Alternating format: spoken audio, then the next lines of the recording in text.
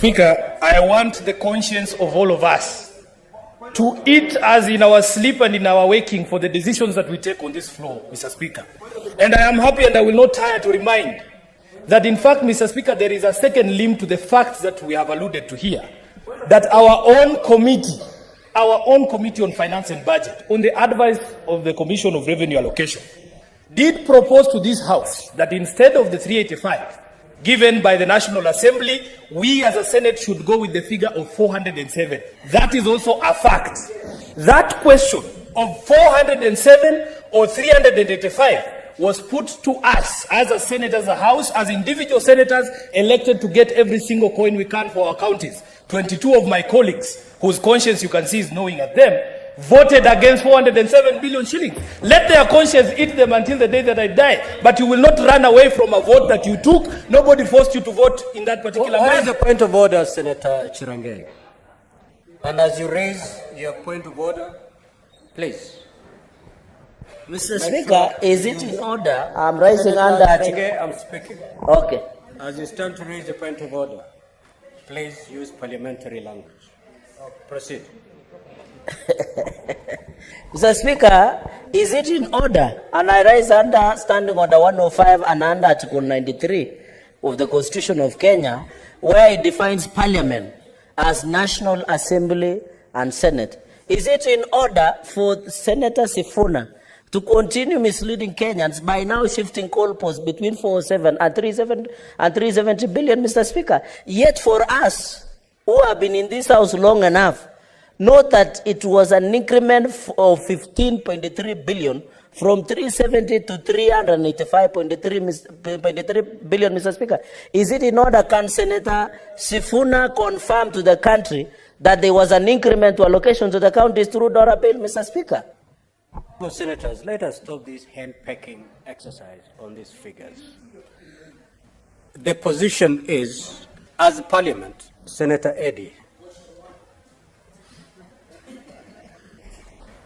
this is the position. The bill that went to the President for assent is a bill of Parliament because it was processed in both houses. And upon being assented to, it became an act of Parliament. Meaning, whatever increment of the monies as compared to last year is an effort, was a collective decision of both houses. That's why it's an act of Parliament. I don't know why we are still arguing on these very basic facts. Can you allow Senator Sifuna to conclude his comments in silence, please? And Senator Sifuna, be guided by the chair's observation on that particular matter. I thank you, Mr. Speaker. What I know is that I am required to comply with the standing orders in my debate. I have stated matters of fact. If those facts are things you are uncomfortable with, that is your own funeral. But I must state the facts as I know them. Mr. Speaker, let me proceed by saying... Senator Sifuna, are you saying if the chair is uncomfortable with those facts, then the chair should...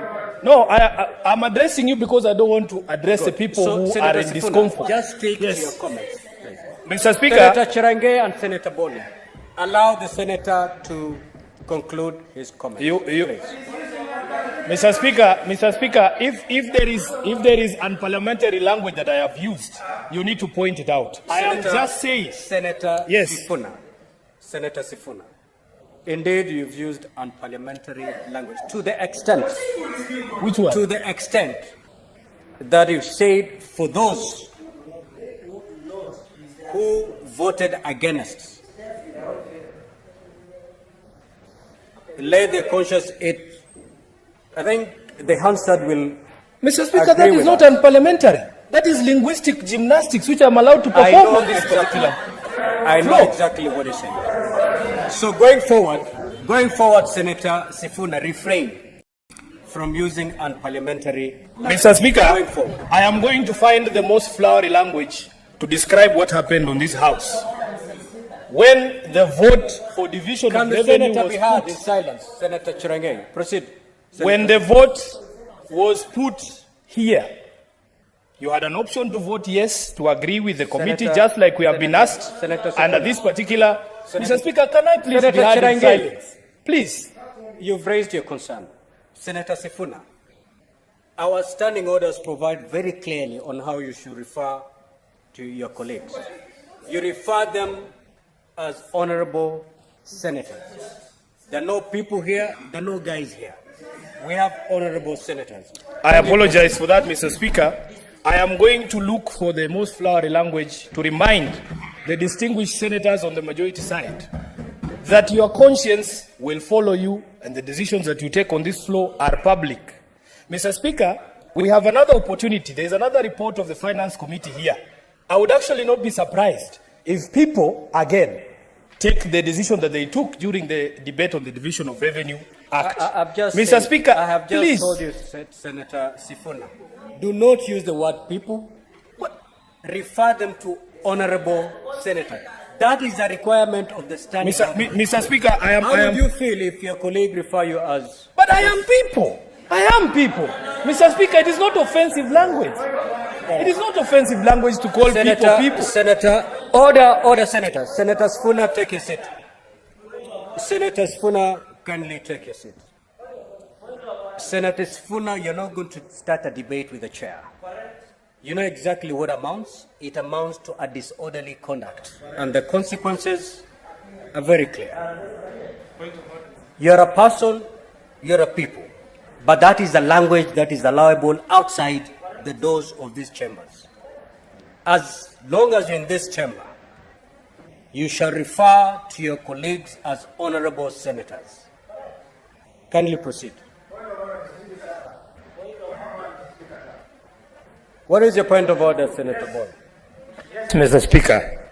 Mr. Speaker, understanding order number 122, and Mr. Speaker, sir, allow me to read, that speaks to disorderly conduct.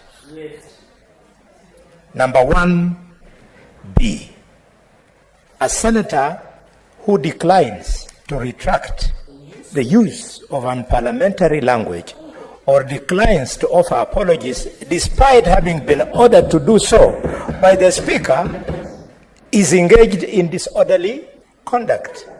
Mr. Speaker, I cannot be voted for by 300,000 people in Kakamega, and Mr. Speaker, I come here and be made a figure of the kind of picture that the Honorable Senator for Nairobi is painting.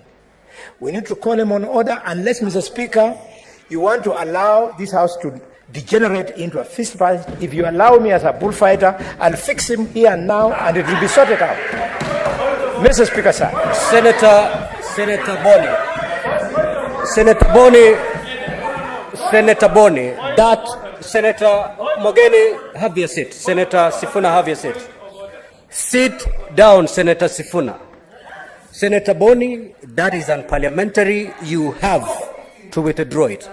Senator Sifuna, when I brought up the issue of how to address his colleagues, he proceeded to withdraw that. He did withdraw, unless you're not keen. Senator Boni, you were doing very well until you brought out your character of bullfighting.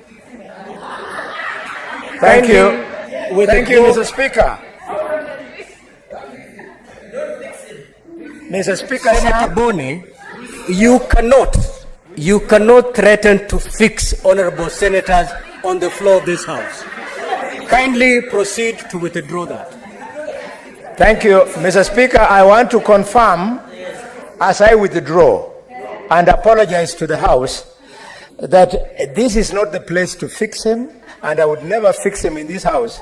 But if he gives me an opportunity, Mr. Speaker, outside this House, we cannot allow. Mr. Speaker, we cannot allow small voice.